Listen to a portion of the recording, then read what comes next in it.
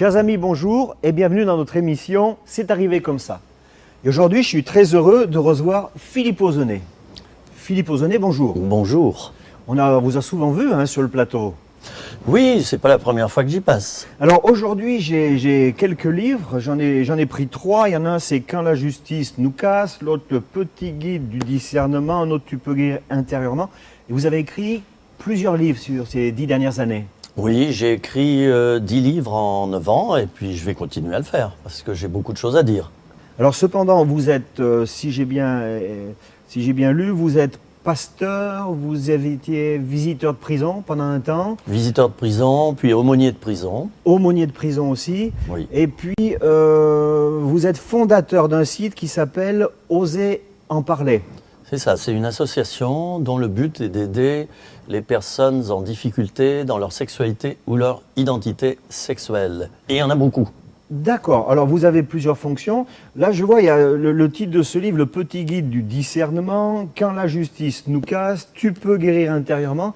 Est-ce qu'il y a une trame dans l'écriture de vos ouvrages ? Oui, je dirais que j'ai écrit les ouvrages, chaque ouvrage, parce que j'ai vécu des expériences. Et à chaque fois, pour clôturer l'expérience, eh bien, j'ai écrit un livre parce que j'ai voulu transmettre des clés pour mieux vivre les expériences que les autres. Enfin, c'est pour les autres que je l'ai fait. D'accord. C'est-à-dire que vous avez vécu des expériences et à chaque expérience, vous dites il y a peut-être des leçons à tirer de tout ça. Voilà. Alors je vais j'ai voulu transmettre. J'écris et je... Oui. Ça s'est fait par la suite, pas tout de suite, mais parce qu'il y a un temps où il faut laisser reposer la pâte. C'est ça, il y a un temps de maturité. Oui, et puis de reconstruction peut-être, parce que toutes les expériences ne sont pas positives. Mais les expériences négatives peuvent nous rendre plus forts après. Tout à fait. Alors j'ai lu dans un de vos livres, il me semble que c'est « Quand la justice nous casse », que vous avez frôlé la crise cardiaque à un moment donné.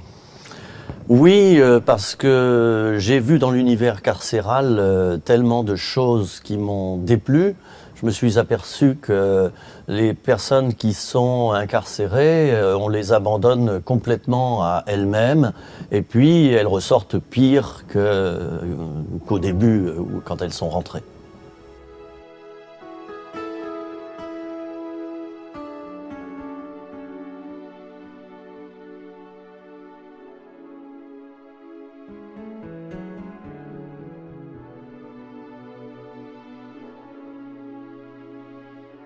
Quand la justice nous casse, donc c'est un titre qui se veut provocateur, c'est un titre qui se veut apaisant.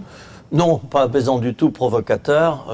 J'estime qu'une justice équilibrée, c'est une justice juste et qui punit quelqu'un pour ses fautes, mais d'une manière juste et surtout de manière à ce que cette personne se reconstruise.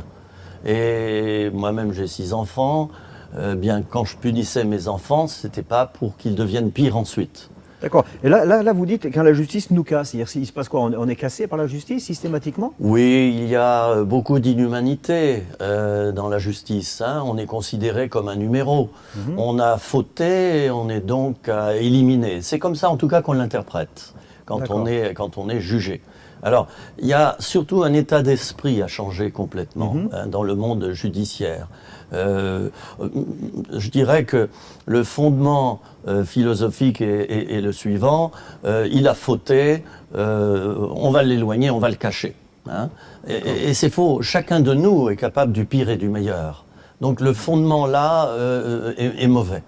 D'accord. Et c'est dans ce sens-là que vous allez marquer Quand la justice nous casse. Puis là, c'est un ouvrage qui est assez important. Je vous encourage à le lire. Là, il y a 320 pages. C'est terriblement passionnant. Et après, de suite, alors moi, j'étais interpellé l'un après l'autre. Tu peux guérir intérieurement. Donc le fait d'être cassé, puis après de guérir intérieurement. Alors là, j'ai certaines questions à vous poser. Ça veut dire quoi être guéri intérieurement ? On peut être guéri extérieur, intérieurement ? L'être humain est composé d'une enveloppe, le corps, et puis à l'intérieur, il y a donc le cerveau, le cœur, les entrailles, et il y a un vécu à l'intérieur de cette enveloppe. Alors, c'est vrai qu'on recherche tous la guérison physique, mais il y a aussi la guérison psychique et la guérison spirituelle également. Ça veut dire, Philippe Ozonnet, des fois qu'on peut être guéri physiquement, mais à Oui. l'intérieur, il y a des choses qui ont besoin d'être guéries. Bien sûr, surtout si le problème physique qu'on avait était lié à une maladie psychosomatique. La résilience par rapport à ça, c'est le fait de rebondir sur un échec, des difficultés, c'est ça ou... Oui, C'est tout plus à fait. La résilience, c'est une manière justement de ne pas se laisser abattre par l'épreuve. On ne baisse pas les bras jusqu'au bout, parce que tous on baisse les bras, il faut bien le dire, mais on va essayer de rebondir comme une balle. Alors plus la balle descend bas et accomplit une grande distance, plus elle va rebondir haut. Hein. Alors la résilience, c'est ça, c'est cette capacité de l'être humain de justement ne pas rester au fond du puits, mais de remonter suite à l'épreuve.